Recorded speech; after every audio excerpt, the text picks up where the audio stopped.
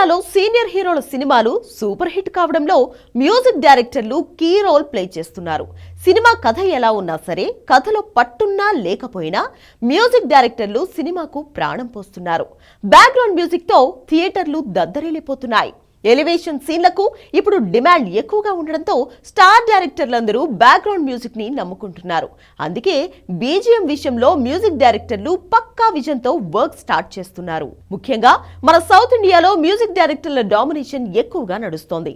Recent గా release అయిన సినిమాలన్నింటిలో కూడా కథ తక్కువగా ఉన్నా సరే బ్యాక్గ్రౌండ్ మ్యూజిక్ డామినేషన్ పీక్స్ లో ఉంది.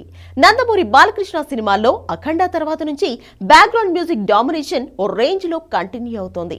సినిమాకు బాలయ్య దూకుడు పెంచుతుంటే తమన్ బాలకృష్ణ కోసం అద్దిరిపోయే మ్యూజిక్ ఇస్తున్నాడు. లేటెస్ట్ గా రిలీజ్ అయిన డాకు మహారాజ్ సినిమాలో కూడా బ్యాక్గ్రౌండ్ మ్యూజిక్ దుమ్ము లేపింది. థియేటర్లలో కొన్ని చోట్ల స్పీకర్లు కూడా కాలిపోయాయి. కొన్ని చోట్ల సినిమాకు కూడా బ్రేక్ పడింది. తమన్ మ్యూజిక్ చూసి బాలకృష్ణ కూడా ఫిదా అయిపోయారు. బాలయ్య సినిమా అంటే తమన్ కు ఒక రకంగా పూనకాలు వచ్చేస్తున్నాయి. అందుకే అభిమానులు కూడా బాలయ్యకు రెండో కొడుకు అంటూ కామెంట్ చేస్తున్నారు.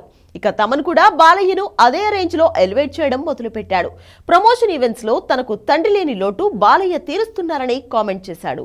అటు తమిళంలో కూడా సీనియర్ హీరోలకు అనిరుద్ దుమ్ము రేపుతున్నాడు.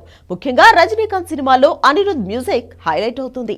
జైలర్ సినిమాలో కథలో పెద్దగా పట్టు లేకపోయినా బ్యాక్గ్రౌండ్ మ్యూజిక్ తో దుమ్ము రేపుకొచ్చాడు అనిరుద్. అందుకే ఆ సినిమా కలెక్షన్స్ వేరే లెవెల్లో ఉన్నాయి. రీసెంట్ గా రిలీజ్ అయిన వెట్టయాన్ సినిమాలో కూడా మ్యూజిక్ హైలైట్ అయింది. దీంతో సోషల్ మీడియాలో కామెంట్స్ ఓ రేంజ్ లో వస్తున్నాయి.